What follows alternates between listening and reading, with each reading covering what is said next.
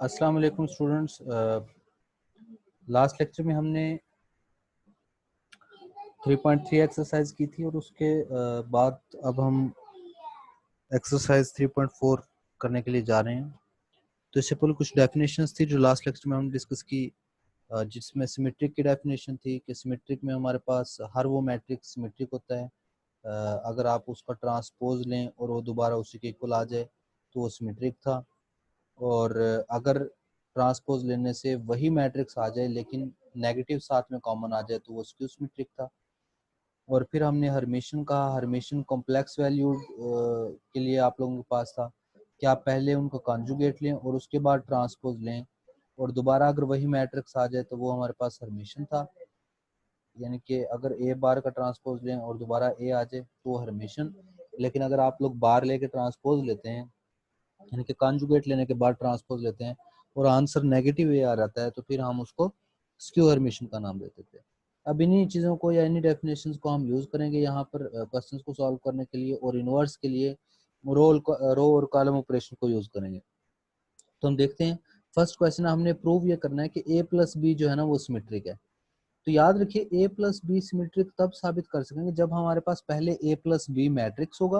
पहले हम ए plus B लेके दोनों को प्लस करके ये मैट्रिक्स निकाल लें और फिर उसका ट्रांसपोज लेके देखें। ए प्लस बी को ऐड करने के बाद जो मैट्रिक्स आया था उसका अगर ट्रांसपोज लें और दोबारा वही ए प्लस बी वाला आंसर आ गया।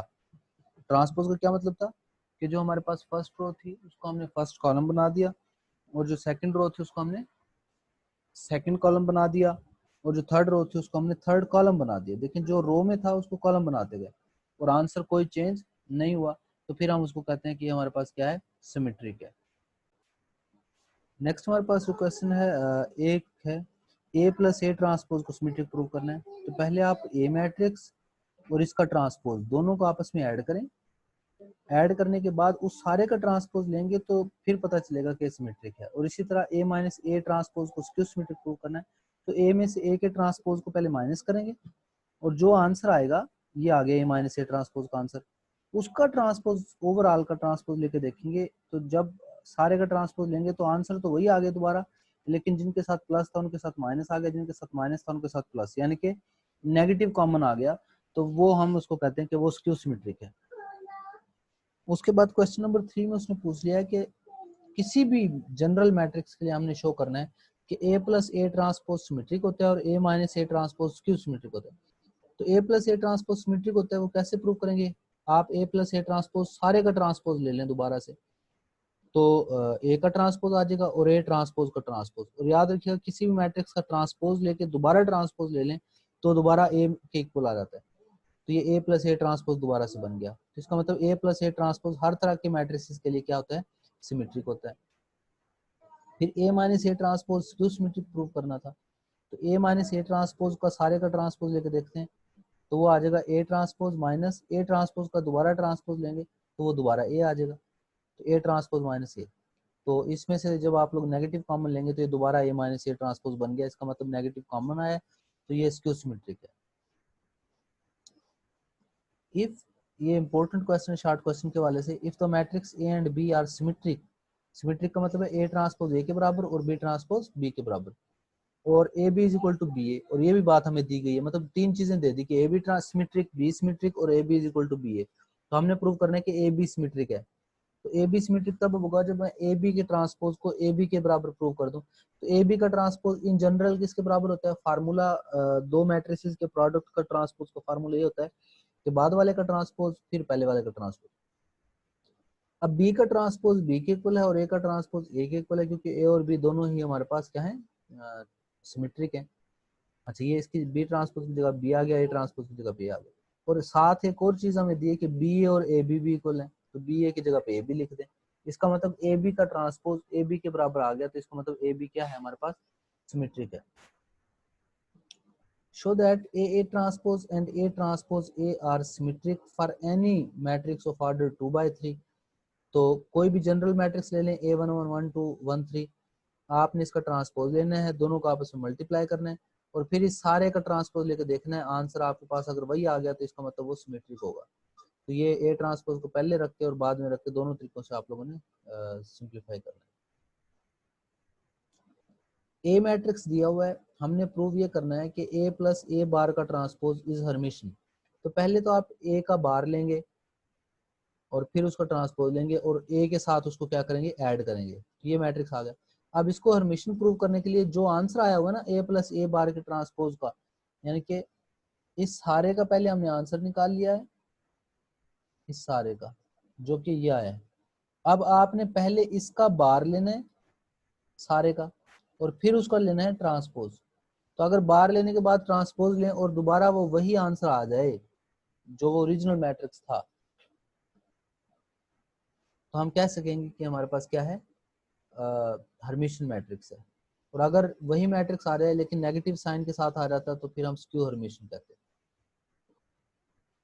ये सेकंड में नेगेटिव के साथ स्क्यू हर्मिशियन प्रूव करना है। ए सिमेट्रिक, अच्छा हर्मिशियन और स्क्यू हर्मिशियन का ताल्लुक ही तब है जब अयोटा आ रहा हो साथ में। ए सिमेट्रिक और स्क्यू सिमेट्रिक, ए स्क्वायर, अब आपने ये प्रूव करना है कि ए चाहे आप सिमेट्रिक ले लें चाहे आप स्क्यू सिमेट्रिक ले लें, ए स्क्वायर हर सूरत में सिमेट्रिक होता है। तो ए स्क्वायर का ट्रांसपोज किसके बराबर होता है, ए डॉट ए ट्रांसपोज, उसको लिख सकते हैं ए ट्रांसपोज ए ट्रांसपोज। अब यहाँ तक तो दोनों पार्ट होंगे सेम। अब आगे अगर ए सिमेट्रिक है तो ए ट्रांसपोज की जगह पे ए पुट हो जाएगा दोनों की जगह पे और आंसर ए स्क्वायर आ जाएगा। तो ए स्क्वायर का ट्रांसपोज ए स्क्वायर के बराबर आ गया। और अगर ए स्क्यू सिमेट्रिक भी हुआ तो A transpose dot A transpose में ए ट्रांसपोज की जगह पे माइनस है, दूसरे की जगह पे माइनस है, तो दोनों का मल्टीपल जो है ए स्क्वायर आ जाएगा जो कि अगेन सिमेट्रिक की कंडीशन को फुलफिल कर रहा होगा। ए दिया हुआ है, ए बार का ट्रांसपोज लेना है और ए के साथ मल्टीप्लाई करना है, सिंपल मल्टीप्लिकेशन है यानी कि और कुछ भी नहीं है। तो अब हमारे जो इंपॉर्टेंट क्वेश्चन थे वो ये थे, जो लास्ट क्वेश्चन हैं, find the inverse by row and column operation. अच्छा इसके तीन मुख्तलिफ तरीके हैं। एक आप को फैक्टर से भी, जो हमने लास्ट टाइम बताया था कि 9 एलिमेंट है 3x3 के, तो आप लोगों ने को फैक्टर्स निकालने हैं और उनका ट्रांसपोज ले लेना है तो वो एडजॉइंट बन जाएगा। मॉड हमें निकालना आता है। तो को फैक्टर्स कैसे निकलते हैं किसी भी एलिमेंट के, तो ये 1 1 पोजीशन पे है तो -1 की पावर 1 + 1 और इस रो और कॉलम को छोड़ दें, बाकियों का मॉड ले लें, तो उससे आप लोग A11 निकाल सकते हैं। A12 कैसे निकलेंगे, ये देखें ये वाला एलिमेंट जो है वो फर्स्ट रो और सेकंड कॉलम में 2, तो A12 कैसे आएगा, -1 पावर 1 + 2 और जिस रो कॉलम में ये एलिमेंट है उस रो और कॉलम को छोड़ दें, बाकियों का मॉड ले लें। तो इस तरीके से 9 के 9 एलिमेंट्स के को फैक्टर्स हम क्या करेंगे, फाइंड करेंगे। और को फैक्टर्स का जो मैट्रिक्स बनेगा उसका आप लोगों ने ले लेना है डिटर्मिनेंट या ट्रांसपोज, तो ये एडजॉइंट बन जाएगा।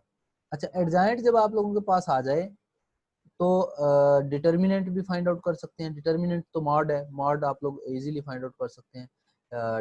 आप लोग चाहें तो वैसे मॉड सिंप्लीफाई कर लें, वरना ये मॉड के लिए किसी भी रो या कॉलम को पकड़ के एलिमेंट और उनके को फैक्टर्स को मल्टीप्लाई करके भी मॉड निकल आता है, तो ये प्रोसेस भी अप्लाई कर सकते हैं। वरना मॉड का जो आप लोगों को 3x3 का सिंपल प्रोसेस पहले करवाया हुआ है वो भी कर सकते हैं। तो 1/a mod इंटू एडजॉइंट है, तो ये आप लोगों के पास ए इनवर्स आ जाएगा। ये तो हो गया फर्स्ट मेथड। सेकंड मेथड होता है, ये कॉलम ऑपरेशन से किया हुआ है। कॉलम ऑपरेशन में आपने ये करना है कि जितने साइज का मैट्रिक्स है ना उतने ही साइज की आइडेंटिटी नीचे लिख लेनी है उसके। ये देखें ये 3x3 का ना, तो आइडेंटिटी क्या होती है 1 0 0 0 1 0 और 0 0 1, ये नीचे एक कॉलम में लिख ली। अब आप लोगों ने ऊपर वाले को आइडेंटिटी बनाना है और जो कॉलम ऑपरेशंस करेंगे आप लोग, कॉलम ऑपरेशन कर करके ना पहले यहाँ पे 1 बनाना होता है। इसके स्टेप्स बड़े मखसूस हैं कि पहले आपने यहाँ पे बनाना है 1, उसके बाद यहाँ पे बनाने हैं 0 0, उसके बाद यहाँ बनाना है 1 और उसके आसपास बनाने हैं 0 0, फिर यहाँ पे बनाना है आप लोगों ने 1 और उसके बाद यहाँ और यहाँ बनाना है 0। तो ये देखें जी, सबसे पहले हमने यहाँ पे तो 1 पहले ही था ऑटोमेटिकली। ये दोनों 0 कैसे हो सकते थे कि आप सेकंड कॉलम में से फर्स्ट कॉलम को माइनस कर दें 2 से मल्टीप्लाई करके और थर्ड कॉलम में से फर्स्ट कॉलम को ऐड कर दें 3 से मल्टीप्लाई करके। ये साइड पे चीजें लिखी हुई हैं। फिर सेकंड कॉलम में से फर्स्ट कॉलम को माइनस किया 2 से मल्टीप्लाई करके और थर्ड कॉलम में फर्स्ट कॉलम को ऐड किया 3 से मल्टीप्लाई करके। तो जो काम आप ये ऊपर कर रहे होंगे ना इन डॉट से, ये नीचे डॉट के साथ आइडेंटिटी अलग कर ले, तो वही नीचे भी करते जाएंगे। 1 के बाद 0 0 आ गया। अब आपने यहाँ पे 1 बनाना था, तो आप क्या करें, इस कॉलम को -2 पे क्या कर दें, डिवाइड कर दें सेकंड कॉलम को। देखें सेकंड कॉलम को -2 पे डिवाइड कर दिया हमने। तो उसके बाद ये 1 बन गया। अब इसके आसपास बाय चांस 0 है, वरना आप पहले इसको 0 बनाते और फिर इसको 0 बनाते। तो 1 के राइट साइड पे 0 बनाए, फिर उससे अगले डायगोनल वाले एलिमेंट पे 1 बना के उसके राइट और लेफ्ट पे 0 बनाए, फिर उसके बाद अगला डायगोनल एलिमेंट ये जो -4 है इसको 1 बनाना है। तो क्या करेंगे, -4 पे डिवाइड कर दें, देखिए कॉलम को 1 बन गया। अब इसके इधर वाले 0 बनाने के लिए क्या करेंगे, सेकंड कॉलम में थर्ड कॉलम को ऐड कर दें और फर्स्ट कॉलम में थर्ड कॉलम को 2 से मल्टीप्लाई करके ऐड कर दें। तो आपके पास ऊपर क्या बन गई है, आइडेंटिटी बन गई है कॉलम ऑपरेशन करने से। तो जब ऊपर आइडेंटिटी बने तो नीचे जो भी शक्ल बन जाए वो उसका इनवर्स होता है। तो ये इनवर्स निकालने का कॉलम ऑपरेशन है। ऐसे ही रो ऑपरेशन होता है। रो ऑपरेशन में क्या करते हैं, अच्छा यहाँ पर कॉलम में किया हुआ है, रो ऑपरेशन में हम रो ऑपरेशन लगा देंगे, यानी कि जितनी आइडेंटिटी है उसके साइड पे आइडेंटिटी लिखेंगे। और ये अगर आपको रो ऑपरेशन में कहीं पे करी होगी उसने कोई रो ऑपरेशन यहाँ पे किया नहीं उसने, ये रो ऑपरेशन बैरल ये इस टाइप का किया हुआ है यहाँ पे। यानी कि ना आपने जब रो ऑपरेशन से इनवर्स निकालते ना, तो यहाँ आप लोगों ने मैट्रिक्स लिखना है और इधर जो है आइडेंटिटी लिखनी है। और आपने 1 कॉलम ऑपरेशन में उसके राइट साइड पे 0 बनाते हैं, रो ऑपरेशन में आप उसके नीचे वाले 0 बनाएंगे रो ऑपरेशन लगा के, फिर डायगोनल में 1 उसके नीचे ऊपर 0 बनाएंगे, फिर इस पोजीशन पे 1 बना के इसके ऊपर वाले 0। इधर जब आइडेंटिटी बनेगी तो दूसरी साइड पे जो भी शक्ल होगी वो उसका इनवर्स बन जाएगा। अच्छा ये तो है इनवर्स फाइंड आउट करने का प्रोसेस मैं आप लोगों को बता रहा था। उसके बाद हमारे पास है रैंक मालूम करना। रैंक में आपने ये करना है कि आपने डायगोनल में 1 उसके नीचे 0, उससे अगले डायगोनल में 1 बना के उसके नीचे 0 और उससे आगे एलिमेंट में 1 बनाना है। यानी कि इसको हम कहते हैं जब डायगोनल के नीचे नीचे वाले सारे एलिमेंट 0 हो जाएं, इसको हम एचिलॉन फॉर्म भी कहते हैं। रो ऑपरेशन लगा के आपने इस तरीके से एचिलॉन फॉर्म बनाई कि पहला एलिमेंट 1 है और उसके नीचे बाकी तमाम एलिमेंट जो है वो 0 है। फर्स्ट एंट्री जो है 1 हो और उसके नीचे वाले एलिमेंट 0 हो, तो इसको हम एचिलॉन फॉर्म कहते हैं। तो एचिलॉन फॉर्म जब बनाए तो उस वक्त जितनी नॉन जीरो रोज बचे, अब हर रो के अंदर कोई ना कोई एलिमेंट है, तो जितनी नॉन जीरो रो बचे वो रैंक होता है। तो इसी तरह नीचे एक और क्वेश्चन है, इस क्वेश्चन की एचिलॉन फॉर्म जब बनाई तो बाय चांस निचली दोनों रो 0 होगी, तो इसके अंदर नॉन जीरो रोज जो है वो 2 हैं, तो इसका रैंक जो है वो 2 है। इसी तरह निचले का आप लोग एचलॉन फॉर्म बनाएंगे, 1 बना के उसके नीचे 0 बनाएंगे, फिर अगला डायगोनल 1 बनाएंगे, उसके नीचे वालों को 0 करने की कोशिश करेंगे। देखें यहाँ पे आगे 1 है, फिर 0, फिर इसको 19 पे डिवाइड कर लें तो 1 आ गया। तो ऐसा करने से मेरे पास क्या हो गया, अब हर रो के अंदर कोई ना कोई एलिमेंट है, तो इसको हम कहते हैं कि ये चार नॉन जीरो रोज हैं, तो इसका रैंक जो है वो 4 आ गया। तो ये हमारे पास जो हमारे पास है रैंक फाइंड आउट करने का प्रोसीजर है, रैंक 4 है। अच्छा ये एक और क्वेश्चन उसने ये बहरहाल वो इनवर्स से रो ऑपरेशन से फाइंड आउट करने की कोशिश की हुई है। ये आप लोगों को मैंने पहले बता दिया कि रो ऑपरेशन में आपने 1 उसके नीचे 0 बनाने, फिर आगे डायगोनल में 1 बना के उसके नीचे ऊपर 0 बनाने, और फिर आखिरी एलिमेंट को 1 रख के उसके ऊपर वाले 0 बनाने। तो ये रो ऑपरेशन करते हुए आपने वही रो ऑपरेशन इधर भी करने हैं, यानी कि पूरी की पूरी रो पे अप्लाई कर देने। तो इस दौरान जब यहाँ पे लेफ्ट साइड पे आइडेंटिटी बने तो राइट साइड पे मैट्रिक्स की जो भी शक्ल बनेगी वो हमारे पास उसका इनवर्स होगा मैट्रिक्स का। इसके बाद हम चलते हैं, मूव करते हैं एक्सरसाइज 3.5 की तरफ। तो 3.4 से रिलेटेड जितने भी आप लोगों ने एग्जांपल्स हैं उनको बड़े डीपली देखना है। ये हमारे पास इक्वेशन है जी, system of equation 2xy 2x 2y z is equal to 3, 3x minus 2y minus 2z is equal to 1, 5x plus y minus 3z is equal to 2। तो क्रैमर रूल से सॉल्व करना है। तो इसने बहुत यूं कह लें कि शॉर्ट प्रोसेस किया हुआ है। मैं आप लोगों को इसका जो थोड़ा सा एक्सप्लेन प्रोसेस है जो कि एग्जाम्पल के अंदर इसने यकीनन किया होगा,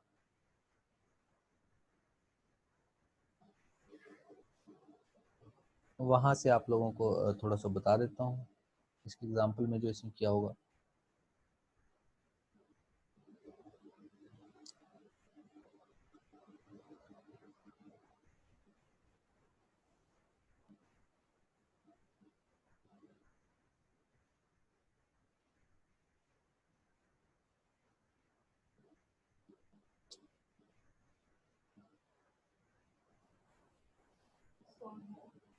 ये हमारे पास उससे रिलेटेड क्वेश्चंस आ गए हैं। तो ये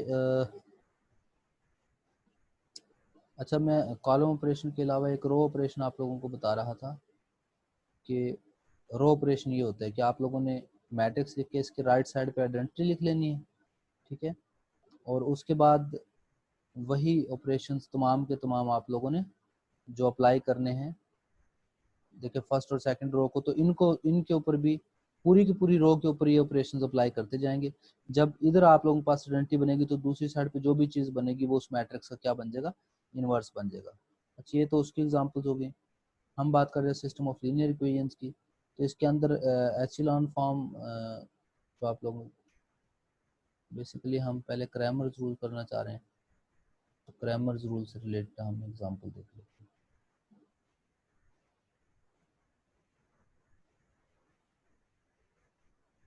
ये क्रैमर रूल है कि आपके पास जो भी सिस्टम ऑफ इक्वेशन हो, आपने x1 x2 x3 या xy z यहाँ पे होता है, आपने उनको छोड़ के a11 12 13 a21 a22 a23 a31 a32 a33 इन सारों का मैट्रिक्स बनाना है a, और जो x1 x2 x3 है उनको आप लोग x कह देंगे और इसको b, तो ax इक्वल टू b बनेगा। तो हम सबसे पहले क्या काम करेंगे, हम ए मैट्रिक्स का, इनके कोफिशिएंट्स के मैट्रिक्स का मॉड निकालेंगे। ए का मॉड सबसे पहले निकालेंगे। ए का मॉड जब आ जाएगा तो फिर हमने क्या करना है, फिर ये देखें इस मेथड से हमने ये काम करना है। ये यहाँ से एग्जांपल से मैं आप लोगों को करवाता हूँ ऊपर वाले को एक्सप्लेन करने के बजाय। कि आपने क्या करना है, इनके कोफिशिएंट्स का मैट्रिक्स ए रखा और उसका मॉड ले लिया। तो ए का मॉड सबसे पहले निकालना है। तो x1 x2 x3 या xyz जो भी हो, x1 किसके इक्वल होगा, आपने नीचे तो ए का मॉड लेना है, ऊपर किसका मॉड लेना है, ऊपर यही वाला मॉड होगा, लेकिन इसमें फर्स्ट कॉलम की जगह पे आपने जो दूसरी साइड पे एलिमेंट है बी के एलिमेंट -4 और 1 उनको पुट कर देना, बाकी सारा वही ए रहेगा। x2 कैसे निकालना है, पहला और तीसरा कॉलम वही रहेगा, दूसरे कॉलम की जगह पे आपने -4 1 फिट कर देना है, तो ये वैल्यू ऊपर बनेगी और नीचे ए का मॉड ही रहेगा। x3 की वैल्यू भी ऐसी कि दूसरा कॉलम, पहला और दूसरा कॉलम वैसे रहेगा, तीसरे कॉलम की जगह पे आपने बी की वैल्यू पुट कर देनी है और नीचे जो है ए का मॉड। तो x1 x2 x3 के इस तरीके से वैल्यूज आप लोग फाइंड आउट कर सकते हैं। तो इसी प्रोसेस को उसने देखते हुए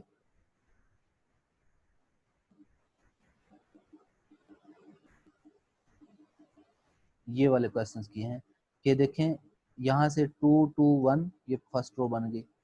इसी तरीके से हमारे पास जो है वो 3 -2 ये एक्स वाई जी के साथ जो लिखी हुई ना चीजें कोफिशिएंट्स यानी कि 5 1 -3 उनके मॉड को आपने ए कह दिया, तो ए का मॉड निकाला 27। अच्छा, अगर ये जीरो आ जाए तो फिर सोल्यूशन पॉसिबल नहीं होता, लेकिन यहाँ पे जितने क्वेश्चन को सोल्यूशन पॉसिबल है क्योंकि ए का मॉड नॉन जीरो आ रहा है। अच्छा, फिर x की वैल्यू x1 x2 x3 होता है तो x1 की, अब x y z है तो x की वैल्यू क्या होगी, नीचे ए का मॉड आएगा, ऊपर दूसरा और तीसरा कॉलम वैसे ही है देखें, और पहले कॉलम की जगह पे ये कोफिशिएंट्स लिखे हैं 3 1 और 2, 3 1 और 2 जो दूसरी साइड पे यानी कि राइट साइड पे जो चीजें थी ना आप लोगों के पास कोई बी मैट्रिक्स जो था वो वाला इस कॉलम की जगह पे पुट कर दिया, तो ये एक्स की वैल्यू आ गई। इसकी मॉड को सॉल्व करेंगे तो ये एक्स वाई और जी को आप लोगों ने फाइंड आउट करना है। इसी तरीके से क्रैमर्स रूल आप लोगों ने देखना है।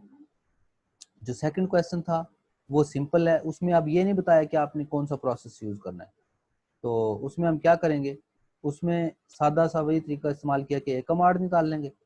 और एडजॉइंट कैसे निकलेगा कि ये सारे के सारे जो पहला प्लस दूसरा माइनस तीसरा प्लस चौथा माइनस ये सारे माइनर्स लिखे हुए हैं ना, और साथ में प्लस माइनस लगा के, तो ये को फैक्टर्स हैं दरअसल, सारों के को फैक्टर और को फैक्टर के मैट्रिसेस का ट्रांसपोज यानी कि ए एडजॉइंट मेथड से उसने किया हुआ ना ये। तो एडजॉइंट जब भी आ जाएगा तो एडजॉइंट ओवर ए मॉड से सेकंड क्वेश्चन आप लोगों ने मैट्रिक्स इनवर्स यानी कि ए का इनवर्स फाइंड आउट करके, चूंकि ए एक्स इक्वल टू बी था तो एक्स होता है ए इनवर्स बी, तो ए इनवर्स और बी को आपस में मल्टीप्लाई करके सॉल्व किया हुआ है। तो इसको हम नेक्स्ट इंशाल्लाह देखेंगे अपने क्वेश्चन में। तो फर्स्ट क्वेश्चन क्रैमर रूल को आप लोगों ने देख के कम से कम आना है।